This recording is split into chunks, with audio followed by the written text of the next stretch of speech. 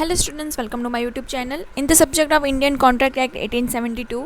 आज के इस वीडियो लेक्चर में हम what are the different kinds of agreement in detail cover करने वाले हैं। मॉड्यूल नंबर 1 का टॉपिक है ये, जिसमें हम टाइप्स एंड एग्रीमेंट क्या होता है वो इन डिटेल हम समझेंगे। और लास्ट में मैंने एमसीक्यूज़ भी ऐड करे हुए हैं, तो आपको ज़रूर से एग्जाम में वहाँ से हेल्प मिलेगी। और आपको इसकी पीडीएफ फाइल चाहिए तो आपको टेलीग्राम चैनल पर मिल जाएगी। टेलीग्राम चैनल की लिंक बायो में दी गई है, या तो आप directly commerce classes with Vidhi Telegram पे सर्च मारेंगे तो आपको मिल जाएगी। आइए स्टार्ट करते वीडियो।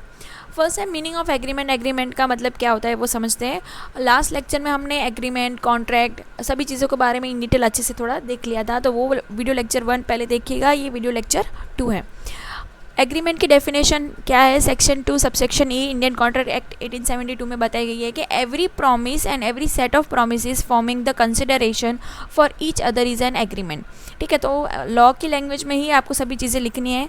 इन सिंपल वर्ड्स में अगर हम कहें कि when one person make an offer means proposal and other person accept it, an agreement is form, तो बन जाएगा एग्रीमेंट। हमने लास्ट लेक्चर में समझा था कि एग्रीमेंट का मतलब किस तरह से होता है। जैसे कि अगर ए है, एग्जांपल से समझ आएगा कि ए ने ऑफर करा his sale his car to B 5 lakh rupees में, एंड बी ने उसको एक्सेप्ट करा। ठीक है, मतलब कुछ सामने ही बोला कि 5 लाख से कम में दे, ऐसा कुछ। डायरेक्टली ए ने क्या करा है, यहाँ पे एक ऑफर दी है, प्रपोजल दिया। जो अदर पर्सन कौन है यहाँ पे बी ने क्या करा, उसको एक्सेप्ट करा, और ये बन गया अपना एग्रीमेंट। ठीक है, दिस इज एन एग्रीमेंट। तो मतलब क्या, every promise and every set of promise forming the consideration, मतलब कंसिडरेशन होना मस्ट है। कंसिडरेशन हमने लास्ट समझा था कि कंसिडरेशन का मतलब क्या है कि समथिंग इन रिटर्न। ठीक है, विदाउट कंसिडरेशन एग्रीमेंट, कॉन्ट्रैक्ट कुछ नहीं हो सकता। मतलब ए अपनी कार देगा बी को, उसके बदले में उसको क्या पैसे देने हैं, 5 लाख रुपए। ठीक है, तो कंसिडरेशन होना ज़रूरी है। तो ये फॉर्मूला आपको याद रखना है, एग्रीमेंट ऑफर प्लस एक्सेप्टेंस। तो ये हो गया एग्रीमेंट का फॉर्मूला, तो ये आपको याद रखना है। फिर टाइप्स ऑफ एग्रीमेंट अगर देखें, जनरली 4 टाइप्स में उसको डिवाइड करे गए हैं। मतलब ये वेरी हो सकते हैं, अलग अलग बुक्स में, अलग अलग वेबसाइट्स पे आपको अलग अलग चीज़ें मिल जाएंगी, लेकिन इन शॉर्ट आपको यही समझना है कि अकॉर्डिंग टू वैलिडिटी के फॉर्म में कुछ उसके टाइप्स होंगे, फिर फॉर्मेशन के टाइप्स होंगे, फिर परफॉर्मेंस में एंड नेचर ऑफ और सब्जेक्ट मैटर के अकॉर्डिंग भी एग्रीमेंट के टाइप्स हो जाते हैं। तो टाइप्स ऑफ एग्रीमेंट अगर देखें तो वैलिडिटी के बेसिस पे वैलिड एग्रीमेंट हो गया, वॉइड हो गया, वॉइडेबल हो गया, इलीगल एग्रीमेंट हो गया। फिर फॉर्मेशन के बेसिस पे express, implied, tacit, quasi, and performance के बेसिस पे executed agreement, executory agreement.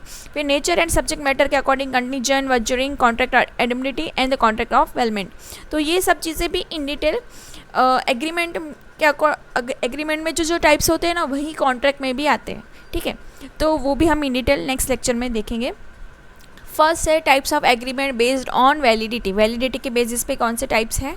First है वैलिड एग्रीमेंट। तो वैलिड एग्रीमेंट मतलब क्या? A valid agreement is one that fulfil all essential element of a valid contract under section 10। तो under section 10 जो बताता है कि वैलिड कॉन्ट्रैक्ट किस नेचर का होना चाहिए, अगर वो सब उसमें इसेंशियल्स क्वालिटी है अगर उस एग्रीमेंट में, तो वो हो जाएगा वैलिड एग्रीमेंट। जैसे कि लॉफुल ऑफर होनी चाहिए एंड एक्सेप्टेंस होना चाहिए, मतलब ऐसा कुछ कंडीशन नहीं होनी चाहिए। Free consent of the parties होनी चाहिए। हमने लास्ट देखा था ना, फ्री कंसेंट मतलब क्या, मतलब उसको डरा धमका के या फिर फोर्सफुली उससे एग्रीमेंट नहीं करा गया है। फिर लॉफुल कंसिडरेशन हो चाहिए।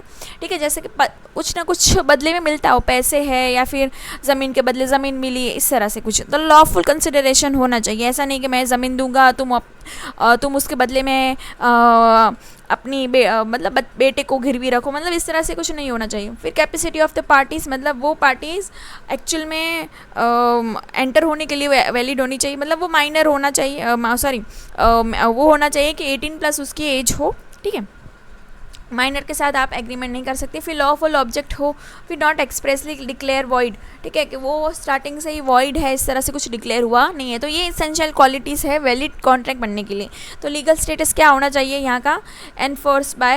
एनफोर्सेबल बाय लॉ, मतलब कि अगर कुछ इसमें दोनों पार्टी में कुछ कोई गड़बड़ करता है तो वो मतलब कोर्ट में हम उसको लेके जा सकते हैं कि मुझे जस्टिस चाहिए इस चीज़। फिर एग्जाम्पल क्या है? A agree to sell his bike to B for 60,000, both have the capacity and free consent and lawful object. तो ये हो जाएगा अपना वैलिड एग्रीमेंट। फिर है वॉइड एग्रीमेंट, जो सेक्शन 2 सबसेक्शन जी में बताता है कि an agreement that can not be enforced by law is void.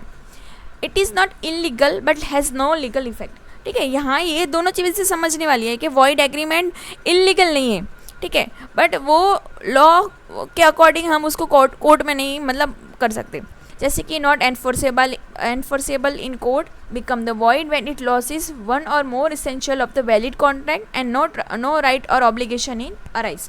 ठीक है, तो वॉइड की जो कंडीशंस थे उसमें से कोई एक भी अगर मिस कर देते हैं ना हम लोग, तो वो बन जाएगा, सॉरी वैलिड के जो एसेंशियल क्वालिटी थी ना, अगर वो मिस कर देते तो वो बन जाएगा वॉइड। जैसे कि A agree to marry B after 15 years since the event is uncertain, this is void agreement. ठीक है, उसने वादा किया कि भाई मैं 15 साल बाद तुमसे शादी करूंगा, अभी 15 साल बाद ए मर गया या बी मर गया तो फिर कौन रिस्पॉन्सिबल लेगा। ठीक है, तो इस कंडीशन में ये अनसर्टेन एग्रीमेंट बन रहा है तो ये हो जाएगा void. Similarly an agreement made without consideration is void. फिर है वॉइडेबल एग्रीमेंट, सेक्शन 2 सबसेक्शन आई कि an agreement which is valid and enforceable eight the option of one party only but not at the option of the other. मतलब क्या, अभी समझो, जैसे कि example से हम समझाते हैं कि A forces B to sell his property at a low price, B sign under the pressure, this is voidable at the option of B the agree party मतलब कौन, क्या, जिस पे मतलब कुछ गुनाह हुआ, मतलब जिस पे कुछ जोर ज़बरदस्ती हुई है या तो जिस पे अत्याचार हुआ है, हम ऐसा बोलते हैं। ठीक है, तो वो हो जाएगा एग्री पार्टी, जिस मतलब जो सफ़र करने वाली पार्टी है। तो यहाँ पे ए ने फोर्सफुली बोलता है ना भाई तू साइन कर, गन पॉइंट पे रखेगा भाई तुझे साइन करनी होगी, तेरी प्रॉपर्टी मुझे दे दे ऐसा। तो बी ने प्रेशराइज होकर साइन कर दी। ठीक है, तो वो हो जाएगा voidable at the option of B. तो यहाँ पे क्या है, व्हेन इट हैपन्स, कब भी होता है जब when consent is obtained by coercion, undue influence, fraud और misrepresentation। ये भी इन डिटेल आगे हम समझेंगे, लेकिन मैंने लास्ट लेक्चर में भी समझाया था। कोएशन में क्या होता है, फोर्सफुली मतलब आप ऐसे गन पॉइंट पे रख के उसको बोल रहे कि नहीं तुझे साइन करनी होगी। फिर अंडर इन्फ्लुएंस में आ जाएगा इमोशनल होके, इमोशनली क्या होगा यहाँ पे, कुछ अपना रिलेशन होगा, जैसे मम्मी पापा करते हैं ना कि आप किसी को पसंद और को करते हैं, फिर मम्मी पापा के प्रेशर में इमोशनली आके आप किसी और से शादी करते हो, तो वो अनड्यू इन्फ्लुएंस में आ जाएगा। फिर फ्रॉड या मिस रिप्रेजेंटेशन भी कोई कंसेंट का ही पार्ट है। फिर लीगल स्टेटस क्या है इसका, one party whose consent was not free में कैंसिल और एनफोर्स द कॉन्ट्रैक्ट। मतलब यहाँ पे बी जा सकता है कहाँ, कोर्ट में, कि भाई जब भी मैंने वो साइन करा पेपर तभी मुझ पे ए ने बहुत प्रेशर, मतलब ऐसा गन पॉइंट पे रख के मुझसे साइन करवाया है, मुझे वो अपनी प्रॉपर्टी वापस चाहिए। ठीक है, तो वहाँ पे वॉइडेबल है, मतलब वो क्या है यहाँ पे, वैलिड एंड एनफोर्सेबल है। समझा आपने ये सब चीज़। फिर इलीगल एग्रीमेंट मतलब क्या, an agreement that has forbidden by law और इन्वॉल्व एन इलीगल ऑब्जेक्ट और consideration, such agreement are void ab initio. मतलब क्या, वॉइड फ्रॉम द बिगिनिंग। ये भी हमने लास्ट लेक्चर में इन डिटेल समझा था कि वॉइड एब इनिशियो, आपको ऐसे ही वर्ड्स ध्यान रखने, ऐसे मैचिंग वाले क्वेश्चन इससे बनते हैं। वॉइड फ्रॉम द बिगिनिंग, इसके फीचर्स क्या है, पनिशेबल बाय लॉ है and collateral transaction also become the void. ठीक है, तो मतलब यहाँ पे अगर दोनों पार्टी ने कुछ ना कुछ करा है, जैसे कि A agree to sell drugs to B, illegal agreement हो गया since the object is unlawful. ठीक है, ए ने उसको सेल करेगा, ऐसा बी को बोला, ठीक है ड्रग्स से सेल करेगा, अगर नहीं दिया तो बी उस पर केस नहीं ठोक सकता क्योंकि वो इलीगल ही है। ठीक है, क्योंकि यहाँ पे इलीगल ऑब्जेक्ट है, मतलब स्टार्टिंग से ही वो क्या है, वॉइड है। फिर अनफोर्सेबल एग्रीमेंट जो होते हैं, क्या होते हैं, an agreement that is valid in a substance but can not be enforce in court because of the ethical defect such as lack of the writing, insufficient stamp duty and absence of the registration। तो ये सब चीज़ की वजह से हम बोल सकते हैं कि कोर्ट में हम उसको नहीं दिखा सकते, क्योंकि कुछ ना कुछ हमने ड्यूरिंग द एग्रीमेंट हमने कुछ मिस्टेक्स करी। जैसे कि A agree in writing to sell property to B but doesn't register the document and agreement is unenforceable until the property register. ठीक है, तो यहाँ पे ये हो जाएगा अनफोर्सेबल, मतलब उस पर ज़बरदस्ती तब तक नहीं कर सकते जब तक क्या होगा, वो डॉक्यूमेंट रजिस्टर होके नहीं आ जाता। ठीक है, फिर है on the basis of, based on the formation के बेसिस पे क्या टाइप्स है इसके, एक्सप्रेस एग्रीमेंट मतलब क्या, when terms are clearly expressed in words either oral और द रिटन, मतलब हमने एक्सप्रेस करा हुआ बाय वर्ड्स, ओरली या द रिटन फॉर्म में, तो हो जाएगा एक्सप्रेस एग्रीमेंट। जैसे कि A sign a written contract to sell his mobile to B for 10,000। यहाँ पे हो गया एक्सप्रेस एग्रीमेंट रिटर्न फॉर्म, या तो हमने किसी को वादा किया है या तो ओरली बोला हुआ है, तो वो सब चीज़ें भी एक्सप्रेस एग्रीमेंट में आ जाएंगी। फिर है इम्प्लाइड एग्रीमेंट, मतलब क्या, an agreement that is form by the conduct और the action of the parties not by the words, मतलब हमने कुछ एक्शन करा, उसकी वजह से हम एग्रीमेंट में आ गए। जैसे कि ए boards an a bus, his act implies he agree to pay the fare, तो यहाँ पे हो जाएगा implied agreement through the conduct. ठीक है, जैसे कि अगर हम बस में चढ़े या तो ट्रेन में चढ़े, कहीं पे भी चढ़े, मतलब तो यहाँ पे क्या हो रहा है, हमने क्या करा, वहाँ पे हम बैठे, तो उसका मतलब यही है ना कि हमने उसकी टिकट देनी है भाई, तो वहाँ पे टिकट वाली सीन आ जाएगी इम्प्लाइड एग्रीमेंट में, कि हमारे एक्शन से बता रहे हैं कि हम उस एग्रीमेंट में ज्वाइन हुए।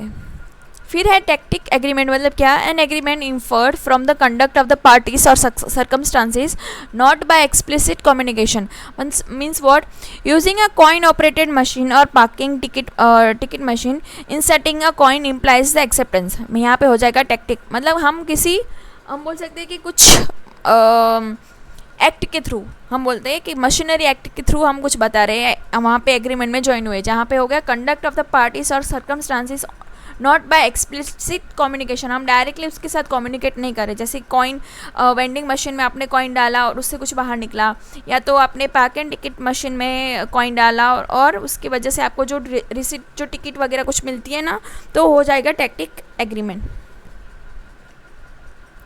फिर एक क्वासी एग्रीमेंट, मतलब क्या, या तो क्वासी कॉन्ट्रैक्ट भी, ये भी मैंने वही बोला कि कॉन्ट्रैक्ट में भी वही सब चीज़ें आ जाती है, एग्रीमेंट के बदले वहाँ पे आ जाएंगे वर्ड्स कॉन्ट्रैक्ट, जहाँ पे क्या है, not an actual agreement but law create an obligation as if there were a contract to prevent a unjust enrichment, मतलब क्या, A pay B's electricity bill by mistake, B must refund to A, यहाँ पे हो जाएगा quasi agreement obligation created by law, मतलब law ऐसा बोल रहा है कि आप किसी और के गलती की वजह से आप इंजॉय नहीं कर सकते, आप जलसा नहीं कर सकते। जैसे कि आपको बाय मिस्टेक आपके अकाउंट में किसी ने 2000 या तो आपके मोबाइल रिचार्ज 2000 का कर दिया, ठीक है, और आपके नंबर से उसे ट्रेस करा कि गलती से आपके नंबर पे ही वो रिचार्ज आया हुआ है, तो लॉ ऐसा बोलता है कि आपको उसको रिफ़ंड करना है, ठीक है, आपको भी, मतलब वो पैसे आपको दे देने हैं।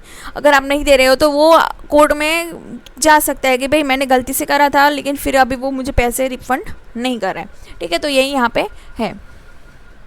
फिर बेसिस ऑन दी परफॉर्मेंस की बेसिस पे क्या टाइप्स है कि एग्जीक्यूटेड एग्रीमेंट, क्या, when both parties have perform their obligation under the contract, यहाँ पे बोथ पार्टी आ जाएगी एग्जीक्यूटेड में, कि A sell his car to B and receive payment immediately, तो ये हो जाएगा एग्जीक्यूटेड एग्रीमेंट, दोनों एक साथ ही एक ही चीज़ के लिए एग्री हुए।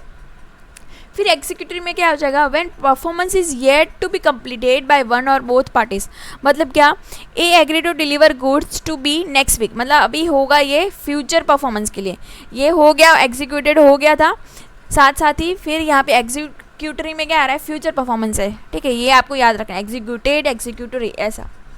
फिर है बेसिस ऑन द नेचर और द सब्जेक्ट मैटर के बेसिस पे है कंटिंजेंट एग्रीमेंट, सेक्शन 31 बताता है कि agreement dependent on the happening और not happening of future uncertain event, जैसे कि A agree to pay 5000 if B ship return safely, performance depend on the event ship returning, ठीक है, तो यहाँ पे कंटिंजेंट क्या हो जाएगा, मे और मे नॉट हैपनिंग, तो यहाँ पे है कि ए अगर पैसे 5000 तभी देगा जब बी की शिप रिटर्न होगी, तो बी की शिप रिटर्न हो भी सकती है, नहीं भी हो सकती है, तो ये डिपेंड करता है शिप के लौटने तक का टाइम, ठीक है, तो यहाँ पे ये एक फ्यूचर में होने वाले किसी इवेंट पे कोई चीज़ टिकी हुई है, ठीक है, अनसर्टेन इवेंट पे टिकी हुई है, तो हम उसको बोलेंगे कंटिंजेंट एग्रीमेंट।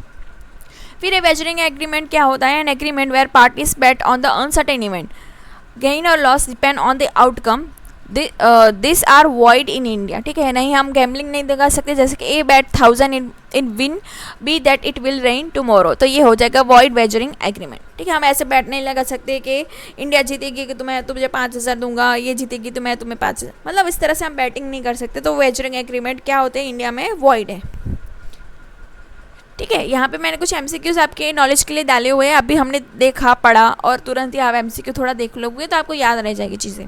वीडियो को पॉज करके ज़रूर से कमेंट करके आंसर बताना, आपके कितने आंसर राइट होते हैं वो भी ज़रूर बताना। और ज़्यादा एमसीक्यूज इसके मैंने टेलीग्राम पे डाले हुए हैं, तो वहाँ से आप एक बार चेक कर लेना। Thanks for watching.